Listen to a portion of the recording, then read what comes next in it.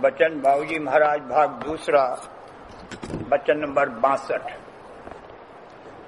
इलाहाबाद 14 जनवरी सन 1937। भक्ति कायम रखने के लिए अनेक तरह के जतन करने की जरूरत है। एक जतन ये है कि मालिक से कभी नाराज न हो और मौत से मुआफ़क़त करे। अक्सर ऐसे तजुर्बे होते हैं कि मुसीबतें आप से आप टल जाती हैं। दूसरा जतन ये है कि ऐसे मौक़ों पर मालिक ने जो दया की उसको याद करके मालिक का शुक्राना करे। संसारियों की तरह अधीर न हो जावे। राधा स्वामी जाल की शरण लेने की ये पहचान है कि मुसीबत के वक्त में भक्ति छोड़ न भागे और दुनिया की सब चीजें मिलने पर भी दुनिया से असंतुष्ट रहे और मालिक के चरण रस की प्राप्ति के लिए व्याकुल रहे। भक्ति कायम रखने के लिए और भक्ति में खराबी न पड़ने और कोई दिक्कत न पैदा होने के वास्ते अनेक प्रकार के जतन करने पड़ते हैं। जिसको परमात्मा की सच्ची चाह पैदा हुई है वो हमेशा इस बात के संभालने की कोशिश करता रहता है कि राधा स्वामी जाल की भक्ति ढीली न पड़ने पावे। मालिक ने बंदोबस्त रखा है कि जो उसकी शरण में आए हैं उन पर खुसूसियत के साथ इस तरह की तकलीफात और तरद्दुत जहां तक हो सके न आने पावे जिनकी वजह से वो भक्ति से हट जावे। मालिक तो चाहता है और उसने ऐसा बंदोबस्त भी रखा है कि जल्द से जल्द जीव चरणों में आवे, मगर भक्ति में खराबी पड़ने और दिक्कत आने से देर होती है। इसलिए सबको चाहिए कि इस बात की संभाल रखें और सदा कोशिश करते रहें कि उनकी भक्ति पुष्ट हो। बहुत सी युक्तियों में से एक युक्ति तो ये है कि कभी मालिक से नाराज न हो। जो हालत गुजरे उसको मालिक की मौज और अपने लिए मसलहत समझकर उससे मुआफ़क़त करे। चाहे जैसी तकलीफ और मुसीबत आवे खुशी से बर्दाश्त करे और इसका हमेशा ध्यान रखे कि उनकी भक्ति में किसी किस्म की कमी न आने पावे। दुख तकलीफ कर्मानुसार आते हैं। मालिक अपनी तरफ से दुख नहीं देता, बल्कि जिस कदर जिसने मालिक की शरण ली होगी उसी कदर मालिक की दया आवेगी और कर्मानुसार जो दुख तकलीफ की हालत आवेगी उसमें बहुत कुछ सहूलियत कर दी जाएगी ताकि उस हालत से घबराकर भक्ति न छोड़ दे, भक्ति कायम रहे। मालिक की दया हर वक्त तैयार है, मगर उस दया के आने के लिए रास्ता होना चाहिए। जिस कदर आपा पुष्ट है उसी कदर मालिक की दया के लिए रास्ता रुका हुआ है और उसी कदर इसकी जिम्मेदारी है और उसी कदर मालिक कोई मदद नहीं करेगा। बरक्स इसके जिस कदर आपा नाश हुआ होगा और मालिक की शरण ली होगी उसी कदर मालिक इसके हर काम में अंतरी मदद और संभाल फरमावेगा।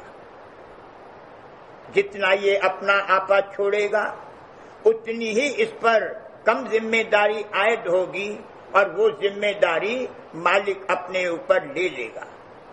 अगर अभी आपा जबर है तो मालिक दखल नहीं देगा, सब जिम्मेदारी इस पर है। जो प्रेमी और भक्तजन हैं और जिन्होंने राधा स्वामी जाल की शरण सच्चे दिल से ली है उनको बारहा इस तरह के तजुर्बात हुआ करते हैं कि उनके सब काम बाला बाला ऐसे हो जाते हैं कि खबर ही नहीं होती और मालूम भी नहीं होता कि किधर से और कैसे मदद आई। जिसने संत मत यानी राधा स्वामी मत इख्तियार किया है और जैसी तैसी किसी अंग में भी राधा स्वामी जाल की शरण ली है, उसको जरूर कभी न कभी इस तरह के कमोवेश तजुर्बे हुए होंगे और होते होंगे। अगर नहीं होते हैं तो जानना चाहिए कि अभी भक्ति में कसर है। दूसरा जतन ये है कि जब कभी कर्मों के चक्कर से कोई उल्टी सीधी दुख तकलीफ और मुसीबत की हालत आवे जिससे भक्ति में ढील आने का अंदेशा हो, उस वक्त चाहिए कि पहले के इस तरह के तजुर्बात की याद करे कि किस प्रकार मालिक ने हमारी मदद और संभाल की है और अब इस वक्त भी दया से कोई न कोई सहूलियत की सूरत निकल आवेगी और इस हालत के गुजरने में हमारे लिए मौज और मसलहत होगी। मालिक की दया और मदद की याद को ताजा रखना चाहिए। भक्तजनों को ये बात हरदम याद रहती ही है और उनको हर वक्त हर काम में मालिक की दया और मदद का हाथ दिखाई देता है और वे हर घड़ी मालिक का शुक्राना और गुणानुवाद गाया करते हैं। इसके खिलाफ संसारी जिनका आपा पुष्ट है दुख तकलीफ में अधीर हो जाते हैं और अगर कोई काम उनकी मर्जी के माफिक हो तो कहते हैं कि इसमें मालिक ने क्या किया, ये तो हमारी तदबीर और मेहनत से हुआ। फला बात ऐसी हो गई या फला शख्स ने ऐसा किया या यह तो हमारे भाग्यानुसार और कर्मानुसार होने ही को था। गर्जे कि उनको अपने आपे का बल है, वे लोग मालिक का शुक्राना अदा करने के घाट पर नहीं आ सकते। उनसे पूछा जाए कि क्या हवा के लिए तुमने बंदोबस्त किया था? हवा पर तो तुम्हारी जिंदगी का आधार है। हवा का बंदोबस्त किसने किया? मालिक ने तुमको ऐसी जगह लाकर रखा जहां तुमको बिना किसी जतन और मेहनत के आप से आप जितनी चाहो हवा मुयस्सर है। वे लोग कहते हैं कि कुदरत ने किया। कुदरत कहां से आई? कुदरत का कौन प्रेरक है? सबका प्रेरक मालिक है। अगर मालिक खुद खेच शक्ति यानी आकर्षण का महासमूह न होता तो आकर्षण से समूह कैसे बनते और जो समूह बनने और आकर्षण से बेहतरीन नतीजा ज़हूर में आया है वो कैसे आता? कुल का असली और निज प्रेरक मालिक है। जब तुम कुछ नहीं कर सकते थे उस वक्त गर्भ में तुम्हारा 9 महीने पालन पोषण करने का बंदोबस्त किसने किया? किसने तुमको पांव दिए और इस बात का बंदोबस्त किया कि तुम जमीन पर चल सको? मालिक ने तुमको ऐसी जगह और ऐसी हालत में लाकर रखा कि जो पांव तुमको दिए गए हैं उनका तुम इस्तेमाल कर सको। रचना करने वाली जो धार है उसने तुमको पांव दिए। ये और बात है कि बात को किसी वजह से तुम लंगड़े हो गए या लुंज हो गए या पांव टूट गया और उसकी दुरुस्ती तुमने कुछ कर ली। क्या ये बंदोबस्त तुमने किया था कि जब गर्भ में से बाहर निकले तो तुमको माता के स्तन से दूध पीने को मिले? जब तुम छोटे से बच्चे थे और तुम्हारा आपा पुष्ट नहीं हुआ था, तुम अपनी कुछ संभाल नहीं कर सकते थे, उस वक्त मालिक ने तुम्हारी रक्षा और संभाल के लिए अनेक आदमियों का बंदोबस्त कर रखा था। जब कोई किसी बच्चे को खतरे में देखता है जहां गिरने पड़ने या नुकसान होने का डर हो तो गैर आदमी भी जिसका उस बच्चे के माँ बाप के साथ कोई ताल्लुक नहीं है, उस बच्चे को वहां से हटा देता है और संभाल लेता है। मालिक की मदद और संभाल का क्या वर्णन हो सकता है? क्या कोई इन सब बातों के लिए जिसमें से चंद ऊपर कही गई हैं, मालिक का शुक्राना अदा करता है? कहने का मुद्दा यह है कि मालिक की दया, मदद और संभाल का शुक्राना और याद हर वक्त ताजा रखनी चाहिए और जो कुछ हो मालिक की मौत समझकर उसे खुशी से बर्दाश्त व उससे माफ़त करनी चाहिए। संसार में सब लोग शारीरिक और मानसिक दुख तकलीफों और त्रियताप में हमेशा मुब्तला रहते हैं। उन सब हालतों को बर्दाश्त करते ही हैं। ऐसा देखने में आता है कि जब जन्म से ही निर्धनता और मुफलिसी की हालत में पड़ा है तो उसकी आदत पड़ जाती है और फिर उस हालत में उसको कुछ दुख तकलीफ नहीं मालूम होती। कोई दूसरा तो उस हालत में रह भी नहीं सकता, पर वो उस हालत में नींद भरकर सोता है, बल्कि खुशी की नींद सोता है।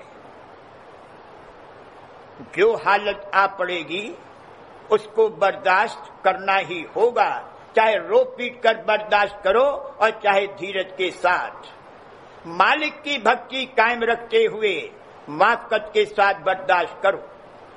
ये तीन चीजें, यानी पहली निर्धनता, दूसरा रोग और तीसरा शोक, और खासकर अव्वल दो यानी निर्धनता और रोग काल और माया के विघन हैं।